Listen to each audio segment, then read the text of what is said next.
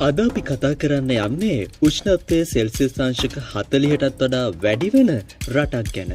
Oh my god. ඒ තමයි ජිබූටි. අප්‍රිකාවේ එතියෝපියාවට ආසන්නයෙන් පිහිටලා තියෙන අමුතුම සුන්දර රටක් තමයි ජිබූටි කියන්නේ.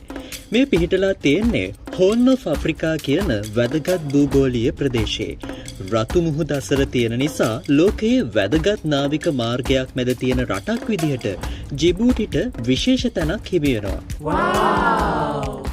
මේ රටේ භූමි ස්වභාවය නම් අතිශයින්ම වියලි උණුසුම් සම්මිශ්‍රණයක් පෙන්눔 කරන අතර ජිබූටි කියන්නේ උණු වෙමින් පවතින භූමියක් ලෙසද අර්ථ දක්වන්න පුළුවන්. Oh my god. කිම්හානේ උෂ්ණත්වය සෙල්සියස් අංශක 40ටත් වඩා වැඩි වන අතර ජිබූටි ලෝකයේ උණුසුම්ම රටවල් අතරින් එකක් විදිහට සලකනවා. Yes. භූමි ප්‍රමාණය වර්ග කිලෝමීටර් 23200ක් පමණ වන අතර ජනග්‍රහණය මිලියන 1කට ආසන්නයි.